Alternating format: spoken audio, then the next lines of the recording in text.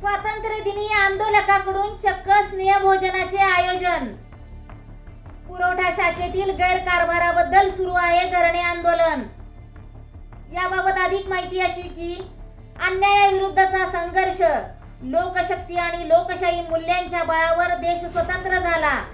त्याच स्वातंत्र्य दिनाच्या निमित्ताने कराड तहसील कार्यालयाबाहेर सुरू असलेल्या धरणे आंदोलनाच्या 47व्या दिवशी सामान्य जनतेच्या घासाचा सन्मान, अन्न सुरक्षा स्नेहभोजन या आगळ्यावेगळ्या उपक्रमाचे आयोजन करण्यात आले आहे.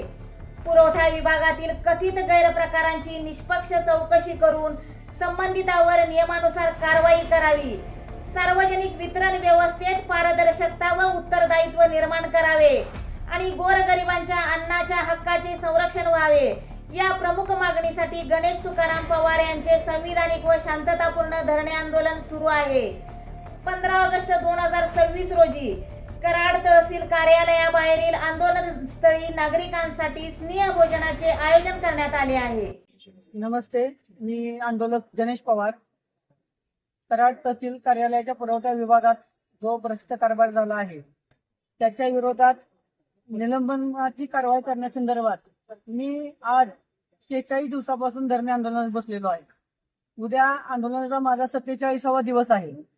आपला भारत देश 1947 ला स्वतंत्र झाला आणि आंदोलनाचा पण 47वा दिवस आहे. म्हणून या निमित्तानं मी स्नेहभोजनाचा कार्यक्रम ठेवलेला आहे.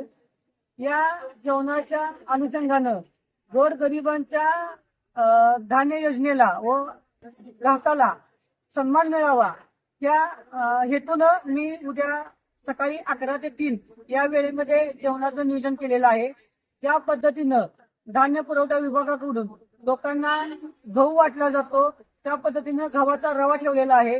ज्या पद्धतीनं तांदूळ वाटला जातो त्या तांदळाचा मी वेज पुलाव केलेला आहे आणि ज्या पद्धतीनं डाळी वाटल्या जातात त्या पद्धतीनं डाळीचा दाल तडका केलेला आहे.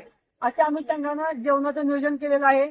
तरी कराड तालुक्यातील पत्रकारांनी, नागरिकांनी व समाजसेवकांनी माझ्या आंदोलनाला भेट द्यावी व जेवणाचा आनंद घ्यावा व माझ्या आंदोलनाला पाठिंबा द्यावा ही विनंती. जय हिंद, जय महाराष्ट्र.